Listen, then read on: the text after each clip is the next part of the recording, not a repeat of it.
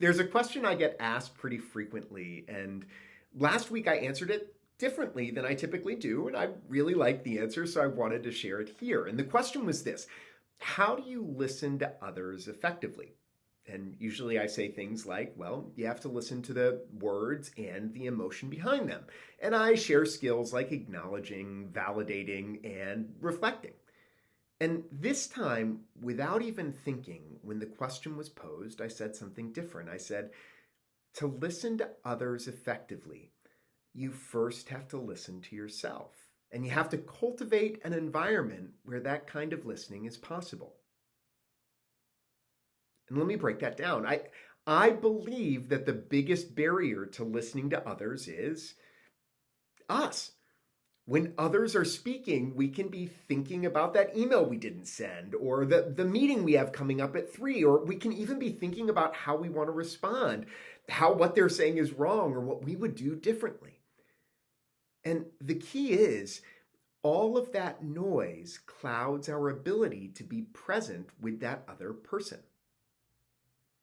And from my perspective, there are two common roots to that noise, and a lot of times they're intertwined. And the first root is this: my needs aren't getting met. And for me, space is a really big need. I need space to think, space to create, space to unwind.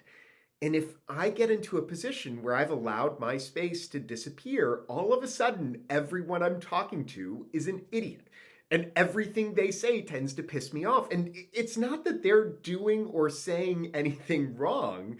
It's that because I haven't honored and listened to myself and my needs, I can't effectively listen to the person across the way. When our needs aren't met and we aren't doing the things it takes to get them met, it creates mental noise. And that noise prevents us from effectively listening to others. So that's the first. The second is judgment. When we walk into a conversation thinking that there's only one way to do something, or that the other person is less smart than we are, or that this isn't a good use of our time, those thoughts prevent us from fully engaging. And you'll probably notice that my needs not getting met amplifies my judgment. I've also found that my judgment can get in the way of my needs getting met. I have a strong need for connection, as most of us as humans do, right? And the more I'm in a judgment space, the less I'm able to connect. So, our needs not getting met and judgment. So, what do we do with this? And the answer is simple, not easy. First, we have to get clear. What's causing the noise? Is it judgment? Is it an unmet need?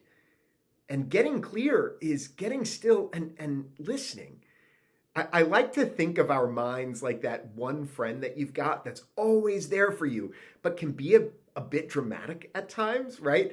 And when things are uncertain or not going their way, the drama can emerge.